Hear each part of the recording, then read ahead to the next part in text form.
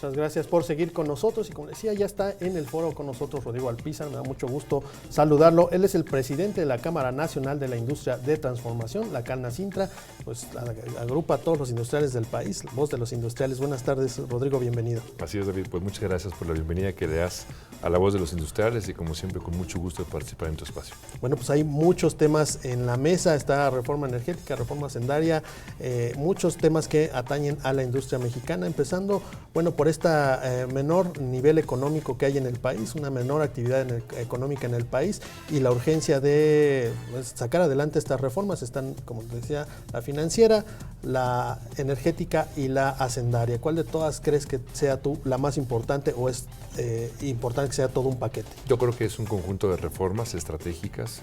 Sí reconocemos que en el país durante muchos años tuvimos esta necesidad de poder hacer reformas estructurales, poder cambiarlas de una manera sistémica, de tal manera que estuvieran perfectamente empalmadas una con otra y que pudieran tener un impacto mucho más consistente en su aplicación.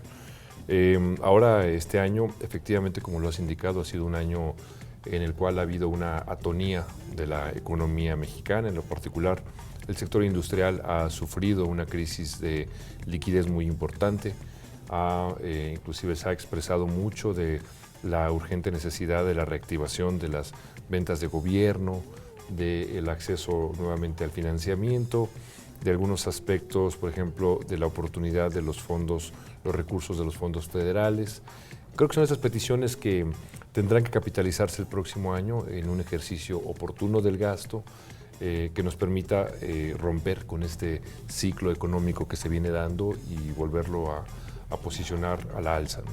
Ha habido una petición muy clara de la iniciativa privada en el sentido de acelerar el gasto público, bueno, pero también hay una demanda ahí de que se aceleren los pagos de las dependencias federales a la iniciativa privada, ¿no? Porque se hacen los contratos y todo, pero a veces se atora el pago y esto, bueno, obviamente les afecta.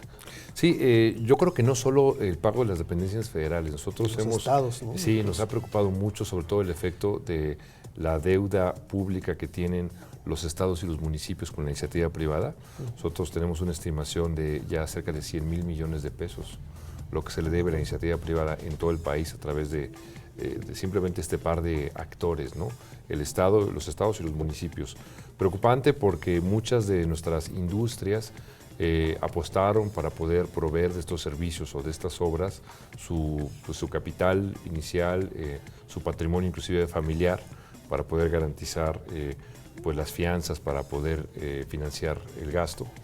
Y ahora pues simplemente están detenidos porque no logran recuperar sus inversiones iniciales y tampoco son candidatos a volver a suministrarle a esos gobiernos porque están detenidos y sus fianzas están congeladas con sus bienes inmuebles. Entonces, sí es un tema crítico, sí urgimos aquí la intervención de las autoridades para encontrar, sé que es muy complicado, es un problema multifactorial, histórico, tampoco es de esta administración, es un tema de muchos años, pero hay que atenderlo porque si no se va a convertir en una crisis que va a acabar por depredar y concentrar a muchas empresas y disminuir su actividad productiva. Bueno, y en este contexto de menor actividad económica, como decías, de estos problemas que enfrenta la iniciativa privada, bueno, se da la presentación de la reforma hacendaria y la iniciativa privada ha sido muy crítica al respecto. Hay muchos temas que preocupan, en particular me gustaría que nos hablaras de la homologación del IVA en la frontera norte. ¿Cuál es la afectación que podrían sufrir?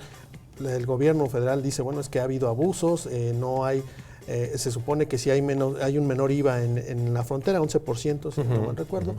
Bueno, también debería haber menores precios, sin embargo, en la frontera hay mayores precios, dice el gobierno, y esto pues refleja que los que están ganando es la iniciativa privada en detrimento del erario público.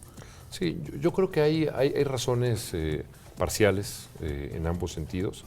Si bien reconocemos que en todos las coyunturas fiscales siempre hay abusos y esto es lo que da precisamente pie a las elusiones, ¿no? Nosotros de ninguna manera estamos a favor del tema, nosotros creemos que si tienen localizados quiénes son los que están prestándose a estos juegos de simulación, pues hay que actuar con todo el peso de la ley. Yo creo que es muy importante el que no se establezca una medida que penalice o que justos paguemos por pecadores, ¿no? Claro. Entonces, aquí habría que hacer una diferenciación de las buenas empresas y de lo que ha sido esta práctica como un diferenciador para incentivar la inversión, para incentivar el consumo y ver cómo mantenerla en la medida de lo posible, o de otra manera, lo que nuestras delegaciones perciben como un gran riesgo es que el incremento es en una sola exhibición o es de una manera muy abrupta. pues muy ¿no? abrupta. Entonces habría que ver un análisis mucho más lento para que no tuviera una afectación directa, ¿no? Oh, claro, y en el mismo sentido, bueno, de las críticas, otro tema ha sido el de la consolidación fiscal, que estarían, bueno, pues ya quitando, y también aquí en este foro nos decía Aristóteles Núñez, el jefe del SAT, que bueno, también ha habido abusos de algunas empresas, que incluso crean empresas para hacer consolidación fiscal y evadir el pago de impuestos. Sin embargo, como dices, se corre el riesgo nuevamente de que paguen justos por pecadores. Sí, bueno, el tema de la consolidación fiscal, en general por la genética misma de Canacintra, que somos más de 50,000 empresas micro, pequeñas, medianas, y sí hay algunas grandes que tienen sus propios mecanismos para poder pues atacar o para poder hacer su planeación. En general no es una de las tareas principales en las cuales se haya concentrado Canacintra. Canacintra ha tratado de ir mucho por aquellos elementos que son que inciden directamente en la competitividad de la micro, pequeña y mediana empresa, ¿no? Es nuestro mercado natural. Yo reitero una vez más que no se puede solapar el exceso de pues sí, que se haga mal uso de estos incentivos y bueno, pues que se aplique otra vez el uso de la ley sobre todos aquellos que estén sacando provecho de una manera ilegal de estos privilegios, por supuesto. Y hablando de la reforma energética, bueno, se ha dicho que se quedó corta, que no, que falta. A la iniciativa privada le preocupa en particular el tema de las concesiones, que no es una figura que se incluyó en esta iniciativa. ¿Cuál es tu opinión al respecto? Bueno, yo creo que esta reforma energética sí recoge muchos de los elementos que durante muchos años se han criticado, específicamente la reforma del artículo 27 y 28, sí permite establecer las bases jurídicas para poder tener una mayor certeza en las inversiones de la iniciativa privada.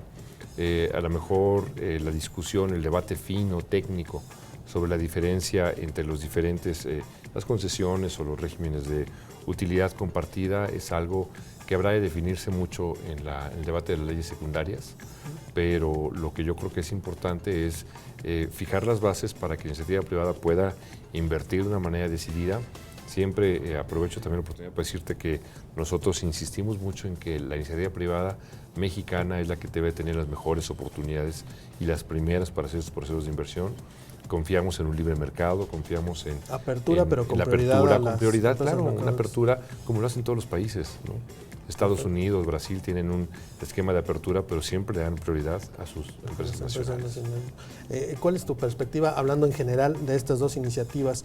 ¿Son suficientes la reforma hacendaria y la reforma energética? ¿Es lo que necesita el país o se quedaron cortas, como han señalado? Yo creo que la reforma hacendaria es susceptible de muchas mejoras. Podemos trabajar decididamente, tenemos un diálogo abierto con las autoridades, hemos tenido un buen encuentro con las autoridades de la Secretaría de Hacienda, y sobre la reforma energética a mí me parece que es un primer paso y todo se tendrá que dar un debate de profundidad en las leyes secundarias. Bueno, y hablando de debates, un debate que anda ahí pues muy álgido es el tema de Dragon Mart. El secretario de Economía, Ildefonso Guajardo, decía que cerrarle las puertas nada más porque es chino sería incluso discriminatorio, pero bueno, todas las voces tú has sido muy crítico con este tema. ¿Cuál es el riesgo con Dragon Mart? ¿Realmente hay un riesgo? Porque hay que decirlo, no todo lo que viene de China es malo. Supuesto, no. Creo que qué bueno que me da la oportunidad de aclararlo. No podemos estigmatizarlo, simplemente habría que tomar los datos duros que existen actualmente. Datos duros es que el país que mayor cantidad de quejas ha recibido por malas prácticas comerciales ante la OMC es China. La misma UPSI tiene la mayor cantidad de sanciones a este país. Así es de que en general los malos productos que siguen malas prácticas de comercio de parte de su país de origen, que en este caso es China, son los que están afectando y han venido afectando durante muchos años a la industria de una manera dramática. Hoy actualmente entran por una ventana, pero Dragon Mart es abrir por completo el portón para que entren de manera indiscriminada, sin intermediarios y aún con un margen de utilidad mucho más agresivo que el que actualmente es, lo cual es indiscutiblemente competencia desleal. Aún con la vigilancia de la Secretaría de Economía, de las autoridades. Yo te diría, ¿a partir de cuándo este país va a empezar a vigilar sus fronteras? Claro. ¿A partir de que entre Dragon Mart va a empezar a vigilar las fronteras? Este es un tema, además de volúmenes de contenedores que entran a diario, es casi imposible. Entonces, independientemente de que haya algunas incautaciones de productos de subvaluación, de dumping, de productos que violan la propiedad intelectual, vamos a seguir siendo invadidos por muchísimos contenedores y con un esquema de mercados como el Dragon Mart, pues va a ser aún más preocupante esta situación. Rodrigo, muchas gracias. Se nos acaba el tiempo. Rápidamente me gustaría preguntarte cómo va el banco de Canacintra que tenían planeados. Bien, hemos venido trabajando en los formatos. Nosotros realmente traemos un nivel de avance del 75%. Esperamos en menos de 6 meses ya hacer la propuesta formal ante la Comisión Nacional Bancaria de Valores. No depende de que salga la reforma financiera. No, para nada. Es un este es un esquema simplemente independiente bajo el régimen legal actual. Nosotros podemos hacer la petición, pero lo que sí es que abona al tema de la reforma financiera porque es la ampliación de intermediarios financieros no bancarios. Precisamente a pymes. Pues muchas gracias, Rodrigo. Al contrario, muchas gracias. Que estés muy bien.